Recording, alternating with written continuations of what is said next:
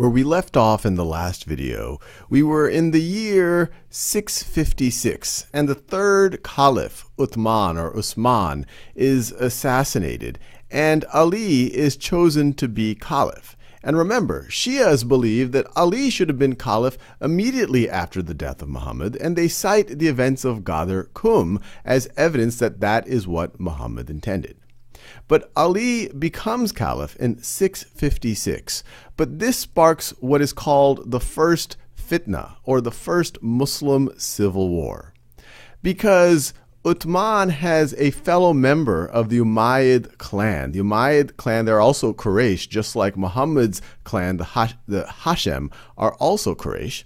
And Uthman's family member, Muawiyah, has been governor of Damascus since the time of the Caliph Umar. And when Usman is assassinated, Muawiyah is not happy. And when Ali comes to power, he thinks that Ali is not making a solid effort to put the assassins to justice. And he refuses to pledge his allegiance to Ali as the caliph. Now, the other context here is that Muawiyah has already built a significant military force, and that force is becoming stronger and stronger and stronger. And so this leads to a lot of tension. Muawiyah wants Ali to bring the assassins of Uthman to justice, and Ali wants Muawiyah to pledge allegiance to him, who is now caliph. Now, just for a little bit extra context, Ali also decides to move the capital of the caliphate to Kufa, which is in modern-day Iraq. Now, things are getting increasingly tense, and this is where we have Aisha entering into the picture. And we talk about Aisha in the previous video. She is one of Muhammad's wives, married at a very young age, and she is considered a very strong figure in early Islam. So she leads a delegation, really an army, in order to convince Ali to bring the assassins of Uthman to justice. They meet in Basra, once again, in modern-day Iraq. And while they are talking about or negotiating what Ali needs to do, some of Ali's followers, as the narrative goes, were a little bit more extreme and really didn't want a peace brokered between Muawiyah and Ali. And so they attack, and that's what leads to what is known as the Battle of the Camel, which is depicted here, named after Aisha's camel. And it becomes a very bloody battle. Aisha is really one of the leaders in this battle. Once again, you can imagine a very, very strong figure in early Islam. But Ali's forces are victorious. And they send Aisha back home. And then she goes into something of a political retirement. And it is somewhat inconclusive. But then that leads, later on, to what is known as the Battle of Siffin. The Battle of the Camel was in 656. The Battle of Siffin is in 657.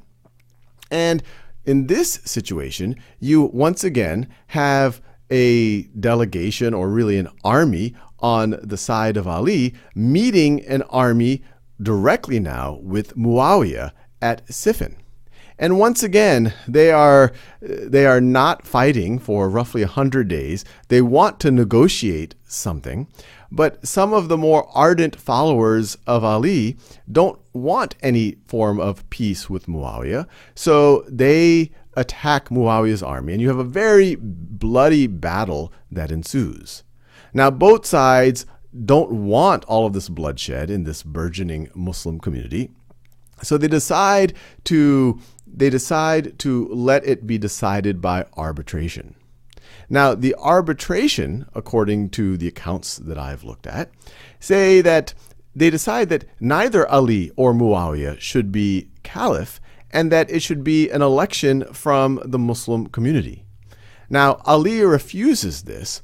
And what's interesting about this is the accounts I've seen is that those same zealous folks who, you could say, instigated the Battle of Siffin and the Battle of the Camel during this Muslim civil war, they're no longer trusting Ali, that he can protect them, that he is the strong leader they need.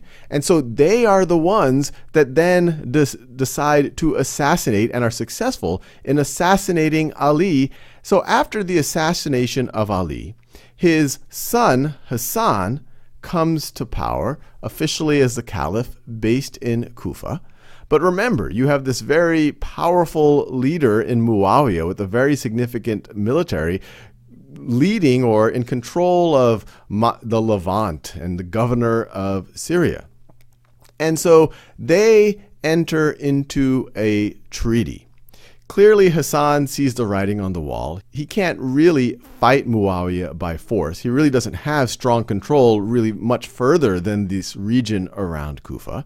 So he gets into a treaty with Muawiyah, where he gives control of the caliphate to Muawiyah. And according to that treaty, as long as Muawiyah allows the next caliph after his death to be based on some form of an election, let the Islamic world choose the successor afterwards. But then later, Hassan, he goes into something of a retirement. He dies in his mid-40s, and some accounts say that he was assassinated, poisoned by his wife, maybe due to the Umayyads who didn't want him around. And then in 680, Muawiyah dies. Now, according to the treaty between Muawiyah and Hassan, it should have been some form of an election there. But Muawiyah says, or before his death, he makes Yazid the successor. And so Hussein, who is another son of Ali, Hassan's younger brother, and by this point Hassan is dead, he says, hey, this is a breach of the treaty, and does not pledge his allegiance to Yazid. But there's a group in Kufa who say, hey, we will support you. And so Hussein goes to Kufa, but on the way there, and he's with his family, when Yazid catches wind of this, he sends an army to stop them. And Yazid's interest is essentially to eliminate Hussein and his family so that you don't have any other legitimate claimants to the caliphate. Especially because, remember, Hussein is a living descendant of Muhammad. And so you then have this event where Yazid's forces intercept Hussein's caravan in Karbala. And this is known in the Shia tradition as the tragedy of Karbala. Because at Karbala, you have Hussein's family gets massacred. There's an account that his 6-month-old son is beheaded and killed along with Hussein. And so this becomes the defining event of the Shia tradition, the tragedy of Karbala. We've already talked their belief that Ali should have been the caliph from the beginning. But now you have Yazid, purported caliph, who murders, who kills off, according to Shia tradition, a significant member of Muhammad's family, and does this in bloody, bloody fashion. And so even to this day, a significant part of the Shia tradition is mourning what happens at the Battle of Karbala. And this is not a part of the Sunni tradition. The Sunni tradition views this as a tragedy, as an unfortunate event, but they do not view this as a significant part of their theology. And also as part of Shia tradition and theology, Battle of Karbala is the determining event, the thing that Shias mourn in their religious faith. And they also believe that the leadership of the community should be by imams who are descendant of Muhammad, which is not believed by the Sunnis.